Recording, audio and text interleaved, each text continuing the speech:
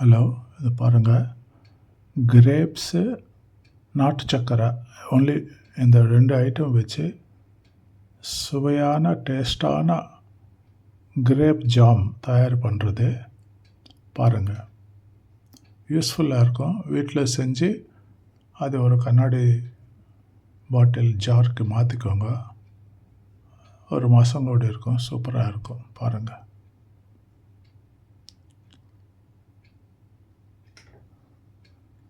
இது எப்படி தயார் பண்ணுறதுன்னு சொல்லிட்டு அதை எக்ஸ்பிளைன் பண்ணுறாங்க, கவனிங்க. எடுத்துக்கோங்க. ஸ்டவ் ஆன் பண்ணிக்கோங்க. ஸ்டவ் ஆன் பண்ணிவிட்டு ஸ்டவ்வில் இட்லி பாத்திரம் இல்லைனா இந்த மாதிரி பேனு இல்லை கடாய் ஏதாவது வச்சுக்கோங்க. நான் இந்த பேன் தான் எடுத்திருக்கேன். நம்ம கிரேப்ஸை வேக விட போகிறோம். அதனால் ஒரு அரை சொம்பு அளவுக்கு நான் தண்ணி ஊற்றிருக்கேன். தண்ணி நல்லா கொதிக்க ஸ்டார்ட் ஆகட்டும். இப்போ தண்ணி கொதிக்க ஆரம்பிச்சிருச்சுங்க. நான் ஸ்டீமர் பிளேட்டை வச்சுக்கிறேன். உங்ககிட்ட ஸ்டீமர் பிளேட் இல்லைன்னா இட்லி தட்டு கூட பயன்படுத்திக்கலாம். இட்லி சட்டியோட அப்படியே பயன்படுத்திக்கலாம். இந்த கிரேப்ஸை இதில் சேர்த்து விட்டுக்கலாம்.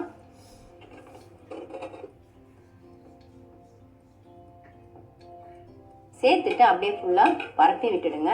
ஹை ஃப்ளேமில் வச்சுட்டு 5 நிமிஷம் வேக விட்டுக்கலாம். நான் மூடி போட்டு விட்டுறேன். திராட்சையை வேக விட்டு 5 நிமிஷம் ஆயிடுச்சு. நான் மூடி ஓப்பன் பண்ணிடுறேன். பாருங்கள், சூப்பராக வெந்திருக்கு. நல்லா கலர்லாம் சேஞ்ச் ஆகிட்டு இருக்கு. அப்படியே லூஸாக சாஃப்டாக இருக்குது பாருங்கள். அப்படியே மெத்துன்னு பஞ்சு மாதிரி இருக்குது. இப்போ இந்த பிளேட்டை நம்ம வெளியே எடுத்து வச்சுட்டு நல்லா சூடு ஆற விடணும். நாம் வேக வச்ச கிரேப்ஸ் பாருங்கள், நல்லா சூடு ஆறிடுச்சு. எப்படி இருக்குது பாருங்கள். அப்படியே நல்லா பஞ்சு மாதிரி அப்படியே கொலன்னு இருக்குது. நல்லா வெந்திருக்குது. சில கிரேப்ஸ்லாம் வெடிச்சு வந்திருக்குது. இப்போ இதை நாம் மிக்சர் ஜாருக்கு மாற்றி விட்டுக்கலாம்.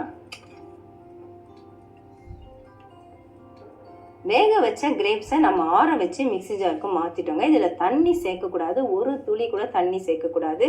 எவ்வளவு நைஸாக அரைக்க முடியுமோ அரைச்சி எடுத்துகிட்டு வந்துடலாம். நான் சுத்தமாக தண்ணி சேர்க்கலைங்க.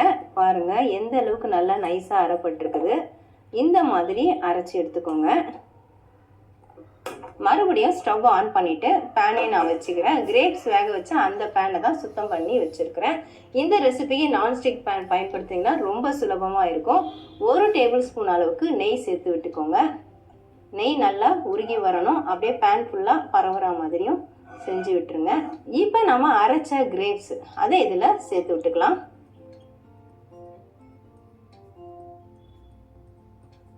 சேர்த்துட்டு லேசாக கலந்து விடுங்க. ஒரு நிமிஷம் போல் கலந்து விடுங்க. ஸ்டவ்வை மீடியம் ஃப்ளேமில் வச்சுட்டு கலந்து விட்டுட்டுருங்க. அரைச்ச கிரேப்ஸை பேனில் சேர்த்துட்டு நல்லா கலந்து விடுங்க. நான் ஒரு நிமிஷம் போல் கலந்து விட்டுட்டுருக்கிறேன். நல்லா ஹை மீடியம் ஃப்ளேமில் வச்சுக்கோங்க. ரொம்ப கொதன்னு வெளியே தெறிக்க ஆரம்பிச்சதுன்னா லோ ஃப்ளேமில் வச்சுக்கோங்க. எனக்கு இன்னும் தெறிக்க ஆரம்பிக்கல வச்சுட்டு அப்போ தான் நல்லா ஒன்று சேர்ந்து இப்போ பார்த்தீங்கன்னா கிரேப்ஸ் கொஞ்சம் அப்படியே ஒன்று சேர்ந்து இறுகி வந்திருக்கு. அந்த ஜூஸ் எல்லாமே நாம் நாட்டு சர்க்கரை சேர்த்து விட்டுக்கலாம். நான் 3/4 கப் அளவுக்கு நாட்டு சர்க்கரை சேர்த்துக்கிறேன். மெஷரிங் கப்பு பெரிய கப்பில் தாங்க எடுத்துருக்கிறேன். அதாவது 250 ml அளவுள்ள கப்பில் 3/4 கப்பு சேர்த்துருக்குறேன். இதோடைய அளவு பார்த்தீங்கன்னா 200 கிராம் அளவுக்கு. நாட்டு சர்க்கரை சேர்த்து சாப்பிட்றது ரொம்ப ஹெல்த்தியாக இருக்குங்க. ஒயிட் சுகர் அவாய்ட் பண்ணிவிட்டு நம்ம நாட்டு சர்க்கரையை பயன்படுத்துறது நம்மளோட ஹெல்த்துக்கு ரொம்பவே நல்லது. உங்களுக்கு நாட்டு சர்க்கரை சேர்க்கறது பிடிக்கலைன்னா நீங்கள் ஒயிட் சுகர் சேர்த்துக்கலாம். நாட்டு சர்க்கரை சேர்த்ததுக்கப்புறம் பாருங்கள் அப்படியே நல்லா இலகி வர ஆரம்பிச்சிருச்சு. மறுபடியும் நாம் ஒரு 2 நிமிஷம் கலந்து விடணும் மீடியம் ஃப்ளேமில் வச்சுட்டு. அப்போ தான் நல்லா நான் பேனில் ஒட்டாமல் வரணும். டேஸ்ட்டுக்காகவும் நான் நெய் சேர்த்தேன். டேஸ்ட்டு வேணும், நெய் ஃப்ளேவர் இது வேணும்னு நினச்சிங்கன்னா நீங்கள் நெய் சேர்த்துக்கலாம். அதுவும் நம்ம ஒரே ஒரு ஸ்பூன் தான் சேர்த்துருக்கோம். இப்போ நல்லா இறுகி வர ஆரம்பிச்சிருக்கு பாருங்கள். கொஞ்சமாக நம்ம ரோஸ் எசன்ஸ் நான் சேர்த்து விட்டுக்க போகிறேன். உங்ககிட்ட எசன்ஸ் இல்லைன்னா ஒன்றும் பிரச்சனை இல்லை. ஏலக்காய் பொடி சேர்த்துக்கோங்க. நான் 1/2 டீஸ்பூன் அளவுக்கு ரோஸ் எசன்ஸ் சேர்க்குறேன். இந்த ரெசிபிக்கு எசன்ஸ் சேர்த்து செஞ்சோம்னா நல்லாயிருக்கும். ரோஸ் எசன்ஸ் சேர்க்கலாம், இல்லை வெண்ணிலா எசன்ஸ் கூட சேர்க்கலாம். ஆனால் அது இல்லைன்னா ஏலக்காய் பொடி சேர்த்துக்கோங்க. இப்போ நல்லா திரண்டு வர ஆரம்பிச்சிருச்சு பாருங்கள். இன்னும் ஒரு 2 நிமிஷம் தாங்க தயாராகிடும். ஆனால் கைவிடாமல் கலந்து ஆஃப் பண்ணிவிட்டு இதை வேறு ஒரு பவுலுக்கு மாற்றி நம்ம ஆற விட்டுக்கலாம். ஜாம் பாருங்கள் இப்போ நல்லா சூடு ஆறுனதுக்கப்புறம் எவ்வளவு அப்படியே இறுகி வந்திருக்கு பாருங்கள். இந்த கன்சிஸ்டன்சி இருந்தால் தான் நமக்கு சாப்பிட்றதுக்கு டேஸ்ட்டு சூப்பராக இருக்கும். இப்போ இதை நான் ஒரு பவுலுக்கு மாற்றிடுறேன். நீங்கள் ஏர் டைட்டான நல்ல கண்ணாடி பாட்டில் அந்த மாதிரி ஸ்டோர் பண்ணி வச்சுக்கோங்க.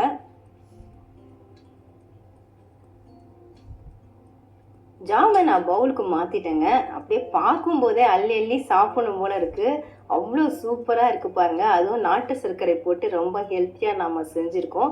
இந்த ஜாமை நீங்கள் சப்பாத்தி, பூரி, ப்ரெட்டு இது கூடலாம் சேர்த்து சாப்பிட்லாம். லஞ்ச் பாக்ஸ்க்கு நீங்கள் சப்பாத்தி கொடுக்கறதா இருந்தால் இந்த ஜாம் அப்படியே நல்லா அப்ளை பண்ணிவிட்டு ரோல் பண்ணி கொடுத்து அனுப்பிச்சிங்கன்னா குழந்தைங்க விரும்பி சாப்பிடுவாங்க. அந்த அளவுக்கு சூப்பராக இருக்குங்க. இப்போ நான் இந்த ஜாமை உங்களுக்கு ப்ரெட்லேயே தடவி காட்டுறேன் பாருங்கள். நம்ம நெய் போட்டிருக்கறதுனால ப்ரெட்டுக்கு நம்ம பட்டர் யூஸ் பண்ணணும்னு அவசியம் இல்லை.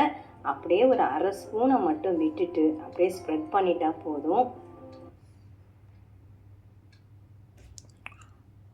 ஓகே ஃப்ரெண்ட்ஸ், பார்த்துங்கள்ல, பிடிச்சிருக்கா? Like, subscribe